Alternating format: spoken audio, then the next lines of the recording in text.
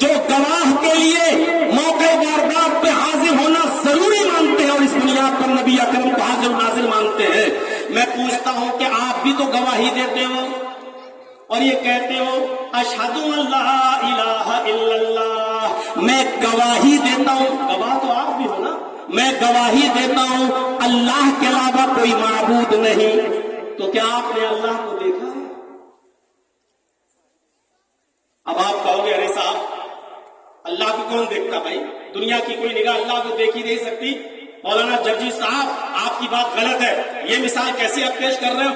चलिए छोड़ दीजिए इस मिसाल को, आप उससे हटकर दूसरी भी गवाही देते हो, अशहदु अन्ना मुहम्मदन अब्दुहु व रसूलुहु, और मैं इस बात की भी गवाही देता हूं कि मोहम्मद अल्लाह के बंदे और उसके रसूल हैं। आप रसूलुल्लाह की भी गवाही देते हैं कि मैं गवाही देता हूं कि मोहम्मद अल्लाह के बंदे और उसके रसूल है। मैं पूछता हूं क्या आपने मोहम्मद रसूलुल्लाह को देखा है?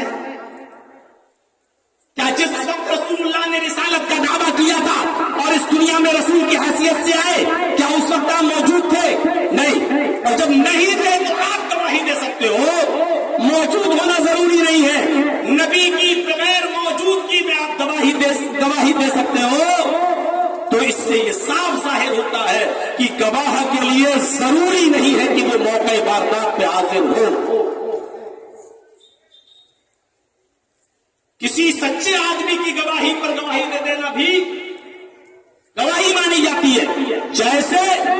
नबी अकरम सल्लल्लाहु अलैहि वसल्लम जब बैतुल मक़दिस गए और वहां से आए और आप होके आए सफर मेराज पर, और उसके बाद में आए और कहा लोगों मैंने बैतुल मक़दिस का सफर किया और वहां से फिर मैंने जन्नत और जहन्नम का मुआयना किया और देख कर आया और राती रात ये सारी चीज, तो काफिरों ने मानने से इनकार कर दिया। तो दौड़ते हुए अबू बकर सिद्दीक रज़ियल्लाहु ताला अन्हु के पास आए और कहा अबू बकर सिद्दीक क्या अब भी आप अपने साथी को सच्चा मानोगे? ये बताओ कि यहाँ से बैतुल मक़दिस की दूरी कितनी है? अगर कोई शख्स अपने घोड़े पर ऊंट पर बैठ के सफर करना चाहे तो उसको बैतुल मक़दिस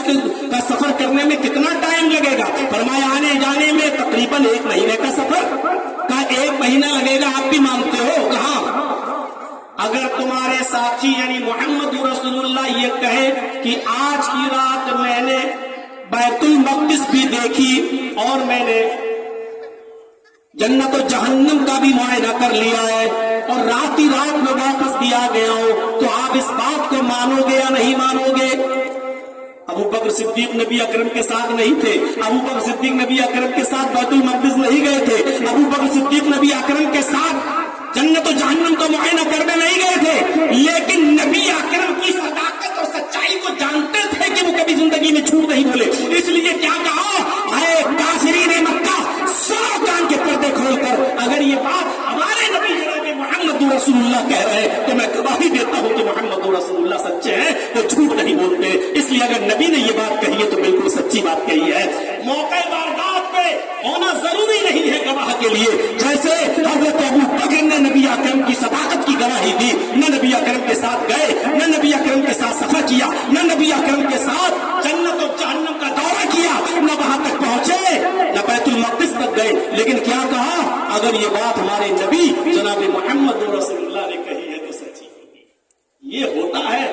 किसी सादिक की सदाकत जब किसी के दिल में रच जाए और घर कर जाए तो इस तरीके की गवाही निकलती है।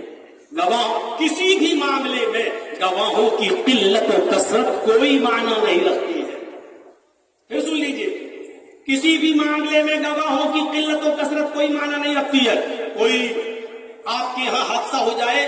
और 50-100 आदमी खड़े होकर कहें ये इसने मारा ये किया, और सब लोग एक बात बोल रहे हो, लेकिन आप ही के इलाके का कोई बुजुर्ग शख्स, सच्चा शख्स, जिसकी बुजुर्गी के आप कायल हैं, जिसकी सच्चाई के आप कायल हैं, वो खड़े होकर कहता है कि नहीं साहब आप गलत बोल रहे हैं, ये आदमी ऐसा नहीं किया है, मैं जानता हूं इस आदमी को, तो पूरा मोहल्ला अलग हट जाता है और उसी एक आदमी की बात मानी जाती है, क्योंकि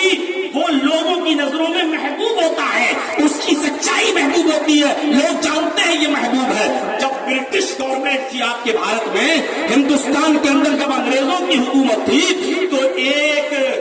जमीन के टुकड़े पर, मस्जिद की एक जमीन के टुकड़े पर ایک فساد ہو گیا اور ہندو بھائی کہنے لگے یہ زمین کا ٹکڑا ہمارا ہے اور مسلمان کہنے لگے کہ یہ زمین کا ٹکڑا ہمارا ہے، اور یہ جھگڑا بہت دنوں تک چلا اور یہ حل نہیں ہو رہا تھا۔ برٹش گورنمنٹ کا جج بڑا پریشان تھا کہ زمین دوں تو کس کو دوں، تو برٹش گورنمنٹ کے جج نے دونوں لوگوں کو طلب کیا اور طلب کرنے کے بعد کہا اچھا تم دونوں کسی ایک ایسے شخص کو پیش کرو جس کو دونوں لوگ مانتے ہو، یعنی جو ہندو بھائیوں کا بھی پسندیدہ ہو، مسلمانوں کا بھی پسندیدہ ہو، اور اس پر دونوں لوگ متفق ہو، اور اس کی جو گواہی ہوگی اسی گواہی کی بنیاد پر فیصلہ کر دیا جائے گا۔ یہ انگریز جج نے یہ بات کہی، دونوں نے غور کیا، ہندو بھائی کہنے لگے جج وہ آدمی ہمارا رہے گا، مسلمان کہنے لگے وہ ہمارا رہے گا، بات نہیں بن رہی تھی، اور پھر ایک نام پیش کیا گیا مسلمانوں کی طرف سے، کسی مسلمان کا بزرگ، جیسے اس کا نام پیش آیا سارے ہندو چیخ اٹھے، مسلمانوں تمہاری طرف سے دیا ہوا یہ نام مجھے منظور ہے، اور جس آدمی کی تم گواہی ماننے کے لیے تیار ہو اس آدمی کی گواہی ہم بھی ماننے کے لیے تیار ہیں۔ اس مسلمان بزرگ کے اوپر ہندو اور مسلمان دونوں کا اتفاق ہو گیا، لیکن پریشانی یہ تھی کہ اس مسلمان بزرگ نے قسم کھا رکھی تھی کہ جب تک میں زندہ رہوں گا کسی فرنگی کا، کسی انگریز کا ادھیکاری کا، آفیسر کا چہرہ نہیں دیکھوں گا۔ اب جج کے سامنے کیسے جائیں گے؟ جج کے سامنے جائیں گے تو جج کا چہرہ دیکھنا پڑے گا، اور یہ قسم کھائے ہوئے تھے کہ میں کسی انگریز جج کا، انگریز آفیسر کا میں چہرہ نہیں دیکھوں گا۔ جج کی طرف سے نوٹس آتا ہے کہ آپ کو گواہی کے لیے آنا ہے، انہوں نے کہہ دیا کہ میں کسی فرنگی کا چہرہ نہیں دیکھوں گا، میں کسی انگریز کا چہرہ نہیں، اس لیے میں گواہی دینے کے لیے نہیں آؤں گا۔ پھر لے کر آیا، آپ کو گواہی کے لیے آنا پڑے گا، کیونکہ آپ ہی کی گواہی سے یہ مسئلہ حل ہو سکتا ہے، اور آپ ہی کی گواہی سے دونوں لوگ صحیح راستہ، ایک فیصلہ آپ کی گواہی پر ٹکا ہوا ہے، اور آپ کی گواہی پر جو فیصلہ ہوگا اس کو دونوں مانیں گے، ورنہ خون خرابہ ہوگا، خون کی ندیاں بہیں گی، دونوں طرف سے کئی لوگ مارے جائیں گے۔ آپ کو میرا چہرہ نہیں دیکھنا ہے تو مت دیکھیے، جب آپ آئیں گے تو ایک کالا پردہ ڈال دیا جائے گا، یا میں چہرہ گھما لوں گا، آپ کو میرے چہرے پر نظر ڈالنے کی ضرورت نہیں ہے، آپ بھلے ہی میرے چہرے کو مت دیکھیے گا لیکن آپ آئیے گا ضرور۔ جب جج کی طرف سے یہ آشواشن دیا گیا کہ آپ کو میرا چہرہ نہیں دکھائی دے گا، آپ آئیے، تب انہوں نے شرط کو قبول کیا، اور پھر وہ گئے اور کورٹ میں کھڑے ہو گئے، کالا پردہ ڈال دیا گیا، یا یوں کہہ لو کہ جج نے اپنا چہرہ دوسری طرف کر لیا اور گواہی شروع ہوئی۔ کہا آپ کی گواہی پر یہ دونوں لوگ ٹکے ہوئے، بتائیے۔ اس مسلمان بزرگ نے کورٹ میں کھڑے ہو کر جو گواہی دی وہ سچی گواہی دی، اور سچی گواہی یہ دی کہ آئے جج صاحب، یہ زمین کا ٹکڑا ہندو بھائیوں کا ہے، مسلمان خام خواہ اس پر فتنہ کھڑا کر رہے ہیں، اس زمین کے ٹکڑے سے مسلمانوں کا کوئی لینا دینا نہیں ہے۔ اور برٹش گورنمنٹ کے اس جج نے فیصلہ کر دیا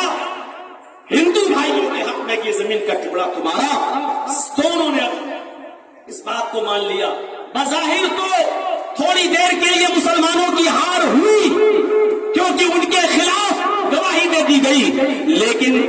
اس مسلمان بزرگ کی اس گواہی سے نہ جانے کتنے غیر مسلم بھائیوں کا دل اندر سے پگھل گیا، اور انہوں نے کلمہ پڑھ کر اسلام قبول کر لیا۔ میرے پیارے ساتھیوں، میں بتانا یہ چاہتا ہوں کہ کسی بھی معاملے میں گواہوں کی قلت اور کثرت کوئی معنی نہیں رکھتی ہے، شاہد کی ذات معنی رکھتی ہے، شاہد کی